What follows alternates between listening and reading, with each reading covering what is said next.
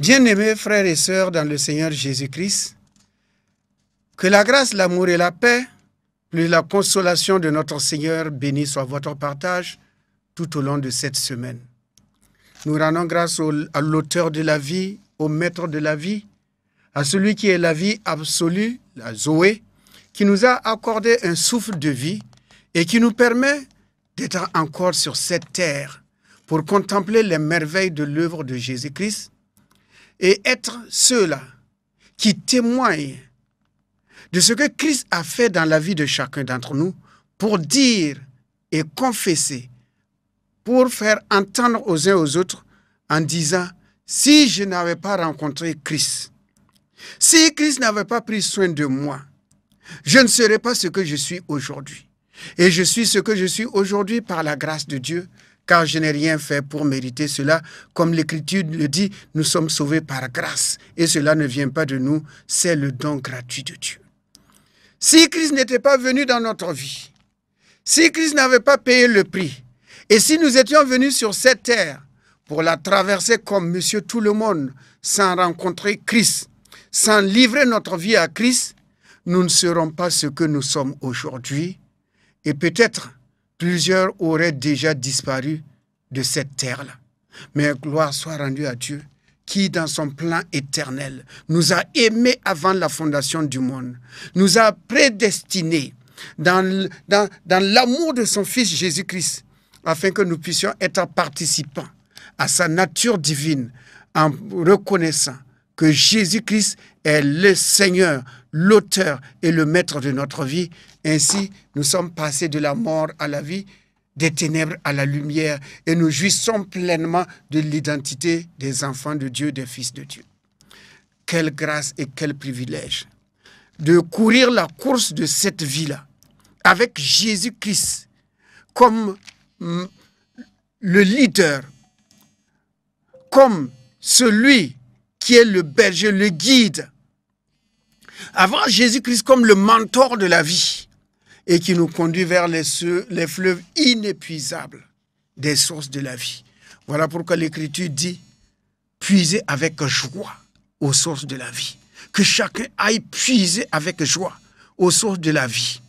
Avec quoi? Non pas avec une cuillère à café, non pas avec un bol, non pas avec un gobelet, non même pas avec un seau, non même pas avec un fût, mais avec des citernes, car le ruisseau de Dieu est rempli de bénédictions inépuisables. Bien-aimés dans le Seigneur, c'est un privilège pour toi et pour moi que nous soyons toujours sur cette planète Terre pour bénéficier de la grâce de Dieu, de la puissance de Dieu, et vivre cette puissance-là, et témoigner ce que Christ est pour nous et a fait pour nous. Que son nom soit béni. Ainsi, bien-aimés dans le Seigneur, que tous ceux-là qui sont malades dans leur corps, Jésus-Christ est le médecin des médecins. Qu'il vous visite, qu'il vous guérisse. Même si votre situation est comme celle de Job, qui avait tout perdu et qui est souffrant. Et le diable voulait que Job maudisse Dieu à cause de sa situation. Job ne l'a pas fait. Le diable est passé par sa femme pour dire à la femme ce que Job n'a pas dit. Il passe par la femme pour dire à Job, maudis Dieu et meurs. Ah, c'est ce que le diable voulait. Mais Job a dit, femme, tu ne comprends pas, tu es insensé. C'est Dieu qui nous avait tout donné. Dieu est la source et l'auteur de nos biens. Même si nous traversons des épreuves aujourd'hui, nous ne pouvons jamais oublier ce que Dieu a fait pour nous. Donc, dans toutes ces choses-là, c'est rendre grâce et gloire à Dieu. Ainsi, ces moments de souffrance, de douleur dans le corps, vous serez restaurés comme Job a été restauré. Et tout lui a été donné 7 fois. Que le Seigneur le fasse pour vous, dans votre corps, dans votre âme, dans votre esprit, dans l'œuvre de vos mains, dans toutes vos activités, qu'il en soit ainsi au nom béni de Jésus-Christ. À tous ceux-là qui ont des concours et des examens de fin d'année et des tests de fin d'année, celui qui est l'intelligence des intelligences, la sagesse des sages, celui qui a donné la sagesse à l'homme, la mémoire à l'homme, l'intelligence à l'homme, le savoir-faire à l'homme, la connaissance à l'homme, Jésus-Christ de Nazareth vous accorde cela afin que vous puissiez passer brillamment vos examens au concours de fin d'année pour tout valider par sa grâce qui agit en vous au nom béni de Jésus-Christ. Amen. Bien-aimés dans le Seigneur Jésus-Christ, du moment où nous sommes en pèlerinage sur la terre, nous avons besoin de la parole de Dieu qui appelle à l'existence ce qui n'existe pas, qui donne la vie aux morts, qui fait que le pauvre devienne riche, qui fait que celui qui est faible devienne fort, que l'ignorant soit rempli de sagesse, que celui qui était dernier passe à la tête, par celui-là qui nous a donné sa parole de vie, et la vie est dans la parole révélée. Ainsi, frères et sœurs, le thème de notre méditation de ce matin, c'est Abraham a vu l'œuvre de Christ. Abraham a vu l'œuvre de Christ. Ainsi, dans le livre de Genèse, au chapitre 18, du verset 1 au verset 8, Genèse 18, du verset 1 à 8, il est écrit: L'Éternel lui apparut parmi les chênes de Mamré, comme il était assis à l'entrée de sa tente pendant la chaleur du jour. Il leva les yeux et regarda, et voici 3 hommes étaient debout près de lui. Quand il les vit, il courut au-devant d'eux depuis l'entrée de sa tente et se prosterna en terre.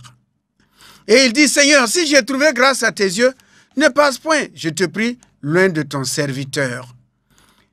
Permets qu'on apporte un peu d'eau pour vous laver les pieds et reposez-vous sous cet arbre. J'irai prendre un morceau de pain pour fortifier votre cœur, après quoi vous continuez votre route, car c'est pour cela que vous passez près de votre serviteur. Ils répondirent: Fais comme tu l'as dit. Abraham alla promptement dans sa tente vers Sarah et il dit: Vite, 3 mesures de fleurs de farine pétrie et fais des gâteaux. Et Abraham courut à son troupeau, prit un veau tendre et bon et le donna à un serviteur qui se hâta de l'apprêter.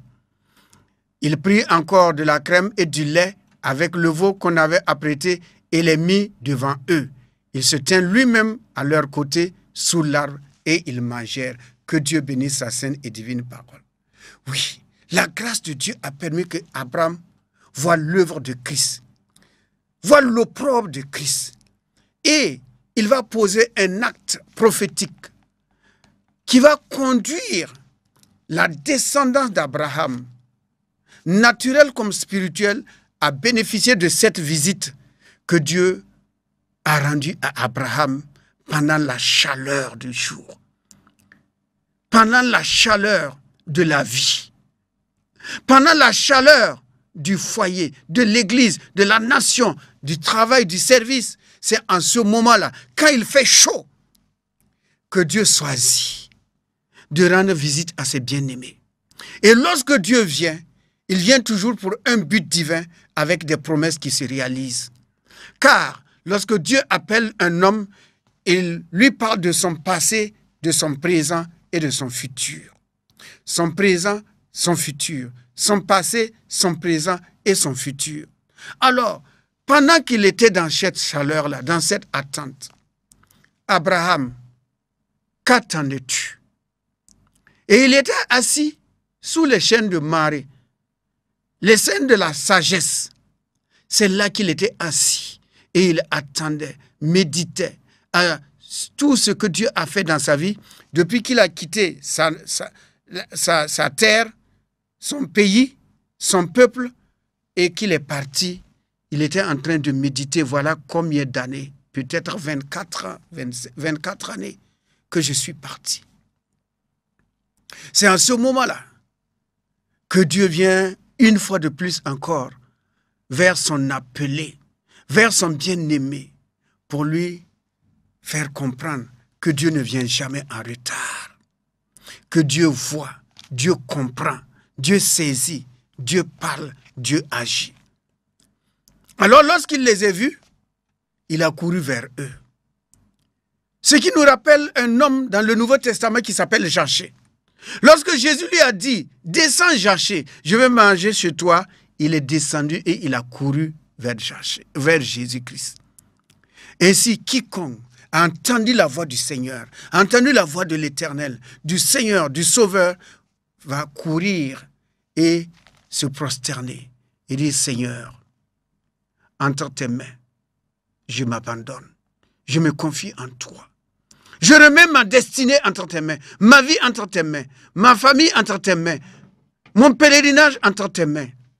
Ainsi, il courut et il se prosterna devant celui qui était au milieu. Ah oui, ça nous rappelle quelque chose à la croix. Il y a quelqu'un qui était au milieu, c'est le Fils de Dieu. Ainsi, il s'est mis au milieu pour plaider, pour demander à Dieu, si un jour, selon ce que tu as dit dans le jardin d'Éden, que tu allais venir sur la terre, si un jour tu venais sur la terre, ne passe pas loin de mon peuple. Il faut élire domicile au milieu de mon peuple. Il faut choisir de venir au milieu de mon peuple, car c'est pour cela que tu m'as rendu visite. Si tu m'as rendu visite, rends visite à mon peuple, à mes fils, à ma descendance, à ma postérité, rends leur visite. Et c'est ainsi que Dieu a lancé une invitation à ce visiteur qui vient dans la chaleur de la journée pour le réconforter, pour prendre soin de lui. Ainsi, l'invitation a été acceptée. Gloire à Dieu. Dieu a accepté que son fils descende au milieu de la descendance d'Abraham. L'invitation a été acceptée, reçue, et l'invitation va être exécutée, remplie plus tard. Ainsi, Abraham dit, je vais vous donner de l'eau, vous allez vous laver les pieds. Oui, Abraham a déjà la projection. Lorsque le Fils de Dieu va venir, selon sa promesse, sa descendance va pécher contre lui. Lui, il va laver les pieds avec de l'eau. Mais il sait que celui qui va venir dans les années à venir est celui qui n'enlève pas uniquement les poussières des pieds, mais c'est celui-là qui ôte le péché du monde, comme Jean-Baptiste l'a présenté en disant, voici l'agneau de Dieu qui ôte le péché du monde. Dans ce lavage des pieds, Pierre a dit à Jésus, non, tu ne me laveras pas les pieds. Jésus lui a dit, si je ne te lave pas les pieds, tu n'as pas de part avec moi. Tu n'auras pas d'héritage avec moi. Pierre a dit, donc non seulement les pieds, mais lave-moi tout le corps. Si par les pieds, je peux acquérir l'héritage. Et si c'était tout le corps, alors? Jésus dit, non. Du moment où tu es passé par l'œuvre de la croix, quelqu'un qui est passé par l'œuvre de la croix, par la repentance, il a laissé le fardeau de ses péchés, lavé, sanctifié, ôté à l'œuvre de la croix, il va marcher sur une route nouvelle. Et dans cette marche-là, il peut se salir les pieds. La repentance, il a besoin simplement de se confesser pour continuer la route. Alors Abraham pose cet acte-là en disant, Seigneur, laisse-moi te laver les pieds. Je sais que toi, tu es saint, tu es pur, il n'y a point en toi d'iniquité. Mais moi, ma descendance là, je sème cela afin que plus tard, lorsque tu viendras, que tu pardonnes, tu effaces le manquement, la rébellion, l'insoumission, l'idolâtrie, l'adultère de mon peuple, de mes enfants. Dieu dit simplement, fais-le. Et celui qui est sans péché, celui qui a accepté d'être baptisé à la croix, celui qui a accepté d'être baptisé dans l'eau au Jourdain par Jean-Baptiste. Et Jean-Baptiste aussi contestait. Il dit non, c'est toi qui dois me baptiser. Jésus lui dit non, tu ne comprends pas l'œuvre de Dieu. Baptise-moi. Ainsi, Dieu va laisser Abraham laver ses pieds qui sont purs, qui sont saints. En lui, il n'y a point d'iniquité. Mais voici qu'un homme va lui laver les pieds dans un seul but, dans le but que c'est une semence qui va être réalisé, accompli plus tard. Bien-aimé dans le Seigneur, quelle foi et quel acte, quelle vision. Quelle vision pour son peuple, pour sa descendance. Et il dit, après le lavage des pieds, je vais vous donner quelque chose à manger, du pain.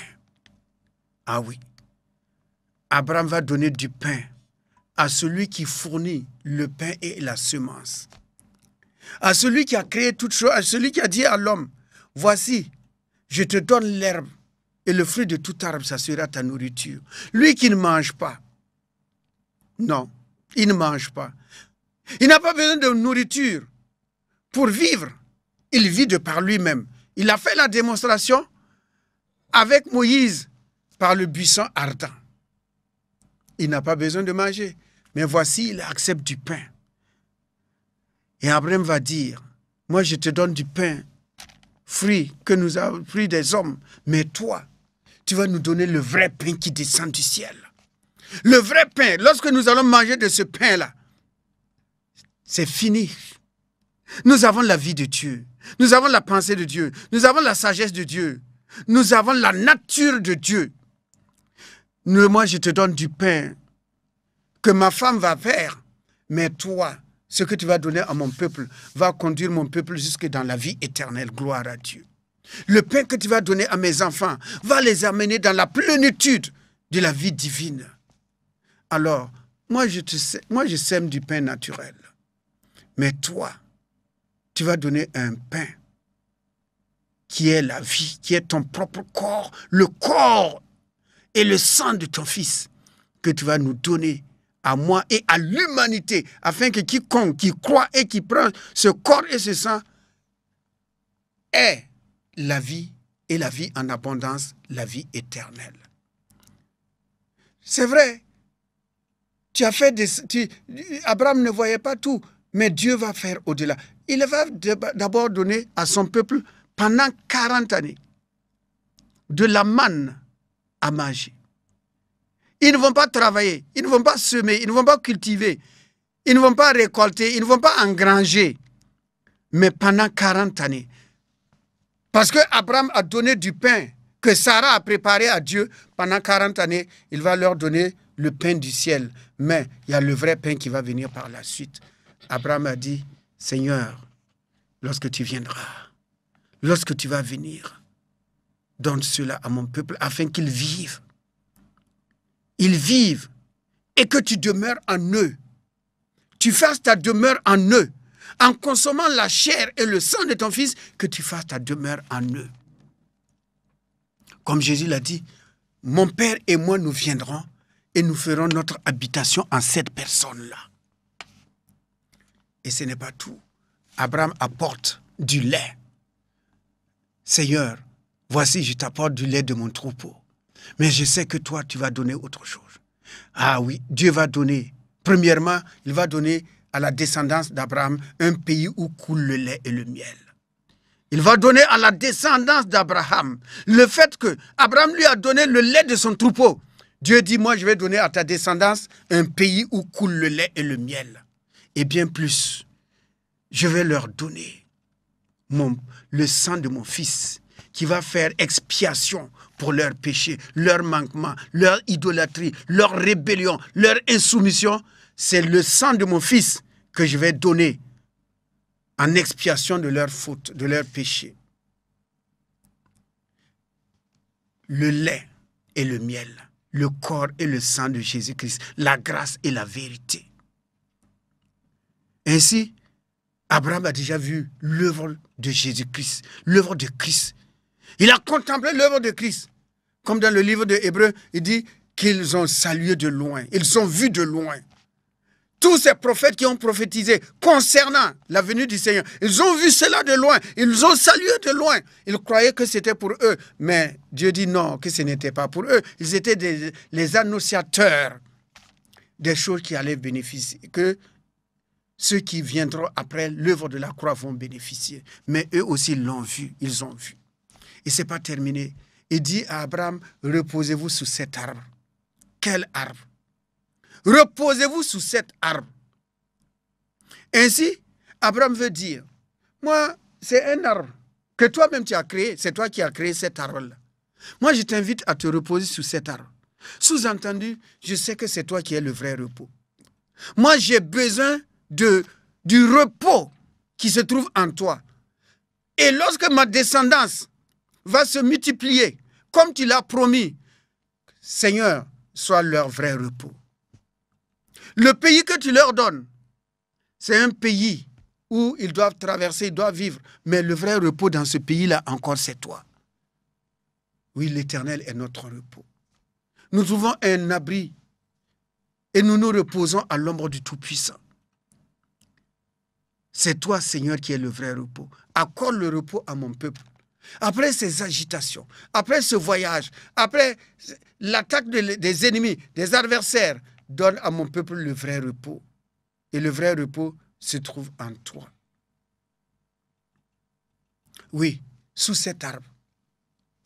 Le repos sous cet arbre. Mais c'est avec du bois, d'un arbre, que quelqu'un a fait la croix. Et c'est sur cette croix-là que le Fils de Dieu va livrer sa vie, que le sang va couler, le sang du rachat, le sang qui purifie, qui lave, le sang de la réconciliation, le sang où le vieil homme a été crucifié, c'est sur ce bois-là. Et à partir de ce bois où Christ est mort, le repos a été donné à l'humanité, à tous ceux qui croient en son nom. À tous ceux-là qui croient au Fils de Dieu, comme il a dit aux Juifs, pourquoi ne voulez-vous pas venir à moi pour être sauvés? Vous sondez les Écritures, mais venez à moi. Il leur a dit, l'œuvre de Dieu, c'est que vous croyez simplement en celui qui l'a envoyé, que vous croyez en Dieu et vous croyez en moi. Si vous croyez en Dieu, vous croyez en moi, vous avez la vie. C'est avec les parties de cet arbre-là où l'Éternel s'est reposé. C'est avec le bois d'un arbre que le vrai repos va venir pour toute l'humanité. L'humanité tout entière trouve le repos à la croix. Pas le bois, mais celui qui était attaché à la croix. Voilà pourquoi la chanson dit « attaché à la croix pour nous ». Attaché à la croix. Il a pris nos péchés. Il a tout pris. Il nous a rachetés. Attaché à la croix pour nous. Et il est écrit que Abraham se tient là. Il s'est tenu dans la présence. Ainsi, quiconque se tient dans la présence de Dieu, quiconque se tient dans la présence de Jésus-Christ, quiconque croit en l'œuvre de la croix et se tient là en disant « Seigneur, je crois » et qui ploie genoux devant le Seigneur, qui reconnaît qu'il est l'auteur et le consommateur de la foi, cette personne-là est dans la maison, fait partie des gens de la maison de Dieu. Bien-aimé dans le Seigneur Jésus-Christ, celui qui demeure sous l'abri du Très-Haut, celui qui se tient dans la présence de Dieu, celui qui ne s'assied pas sur les bancs des moqueurs, cette personne-là est dans le cœur de Dieu. Il est dans le cœur de Dieu. Et Dieu est dans son cœur. Bien-aimé dans le Seigneur Jésus-Christ, voici l'acte que Abraham a posé, un acte prophétique. Il a vu de loin l'œuvre de Christ. Il a vu de loin la puissance qu'il y a dans le corps et dans le sang de Jésus-Christ. Il a posé un acte. C'est par cet acte-là que nous bénéficions aujourd'hui de la puissance de la Sainte Seine. La vie se trouve dans le corps et dans le sang de Jésus-Christ. La puissance se trouve dans le corps et dans le sang de Jésus-Christ. Et c'est à la croix qu'il a dépouillé les autorités, les dominations, les principautés et les a livrées en spectacle en triomphant d'elles par la croix. Et c'est par là que toi et moi, nous avons la vie et nous sommes vivants par celui qui vit en nous. Nous avons la victoire à cause de ce qu'il a fait. Et nous continuons dans cette victoire-là, comme il a dit, à chaque fois que vous mangez mon corps et vous buvez mon sang, vous vous rappelez de ce que j'ai fait pour vous. C'est en mémoire de ce que j'ai fait pour vous. Ainsi, frères et sœurs dans le Seigneur, la table que le Seigneur dresse pour nous, c'est la table de la victoire, du succès, de la prospérité, de la longévité, afin que chacun remplisse le nombre de ses jours sous l'abri du Très-Haut et qu'il se repose dans une heureuse vieillesse sur la terre de ses pères. Que la grâce de Dieu, l'amour de Dieu dirige le corps de Christ, dirige l'Église, dirige les frères et les sœurs à prendre à cœur ce qu'est l'œuvre de la croix et ce que Christ nous a donné, son corps et son sang, vrai aliment, vrai repos, vraie puissance. Amen, amen et amen. Merci.